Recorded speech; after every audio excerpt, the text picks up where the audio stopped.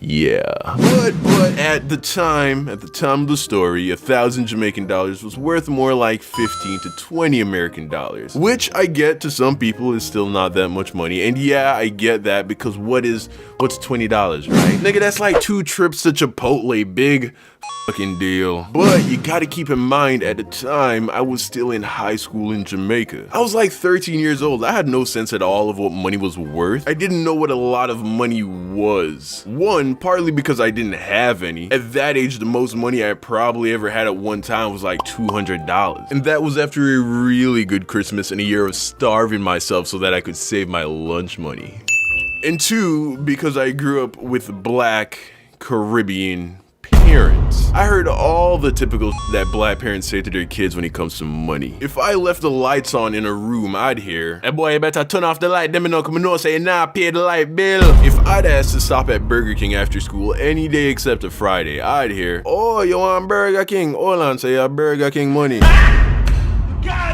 And anytime we were gonna go into a store, my mom would look at me and say, "Christopher, we are about to go into this store. I'm going to get A, B, and C. So don't go walking around looking for something for me to get you because I am not getting it. In fact, I want you to stay right beside me the whole time. As a matter of fact, don't even touch anything. Don't even look at anything. You know what? Don't even breathe. I swear to God, if you breathe, oh, Father Jesus, help me." I heard it all, my G. So that's why when I lost the 1,000 Jamaican dollars that my mom gave me for lunch money that week at school, I seriously thought that she was going to murder me. And there was no way that she wasn't gonna find out because I lost it on Monday. There was no way that I was gonna make it the whole week with 0 monies. So there I was sitting in my room after school, accepting the fact that the money was gone. And I had to tell my mom. So of course, I now had to decide what it is that I was gonna tell her. I decided that my best option was to tell her the truth. Fast forward a few hours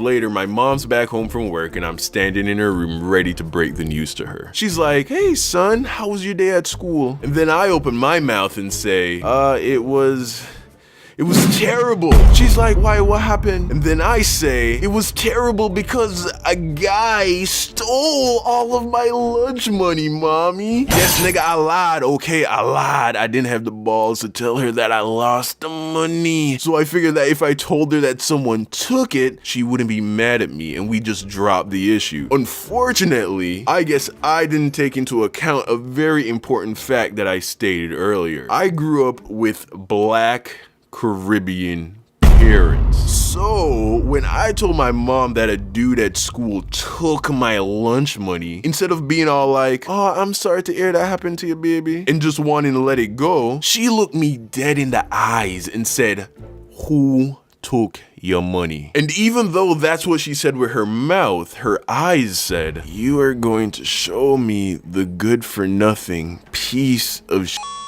that stole from my baby, and I am going to rip his tongue out through his asshole and feed it to the dogs." I didn't see that coming, partly because I had never been in a situation where I told my mom that someone at school was harassing me. I didn't know she was gonna go full on Revenge of the Sith on me, so she caught a nigga off guard. I was like, "Who?"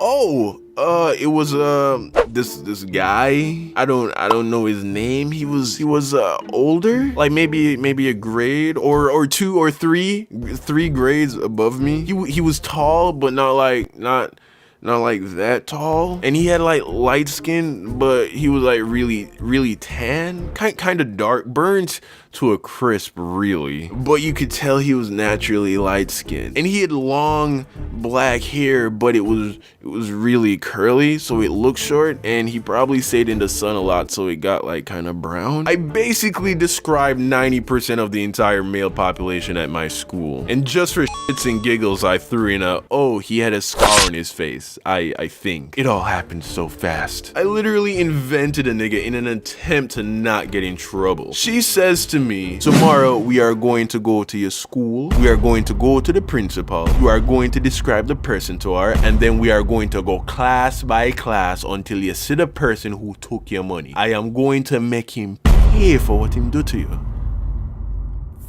So fast forward to the next morning, and I'm in the car with my mom as we're driving to school. And it was a quiet ride. Me in the back having an internal panic attack as my mom is up front channeling all her chakra as she prepared to destroy some imaginary teenage dude for stealing the money that I lost. We pull up to a stoplight halfway to school, and during the pause, she looks up at the rearview mirror and she and I make eye contact. We lock eyes only briefly, but it was enough for her to peer into the depths of my soul. After a few tense seconds, I break away, but it was too late. I knew that she knew. The light turns green and the journey continues. After a few more minutes of silent driving, my mom calls my name and we lock eyes again in the rearview mirror. And then with a calm but dark tone, she asks, "Christopher, did that boy really take your lunch money, or did you lose it?" At that moment, my stomach sank into my asshole. I was caught. But instead of coming clean, I doubled down with the lie. I couldn't afford to get in trouble for both lying and losing a week's worth of lunch money. I say to her, "No, Mom, that guy stole my money." She says nothing. The drive continues in deafening silence. 10 minutes away from the school, she turns around to me while still driving and looks me square in the face and says, "Son, if you are lying and you have me waste my time and embarrass myself in front of your principal, I am going to beat you senseless in front of the whole school." I had never been more scared of my mother than at that moment. I couldn't hold it together any longer. I came clean. I told her everything and I apologized for lying to her. She turns back around and continues to drive, saying nothing. The next thing I know, we pull off to the side of the road. And after a pause, my mom says, "Get out of the car and take off your belt." I begged, I pleaded, "Mom, please." "No, don't do this. It's rush hour traffic right now. Without a doubt, someone I know is gonna see you whooping my ass." Get out of the car. I get out, and then my mom did exactly what any black Caribbean mother would do in that situation. She beat my ass for all of the city of Kingston to bear witness. Moral of the story: honesty really is the best policy, especially if you have black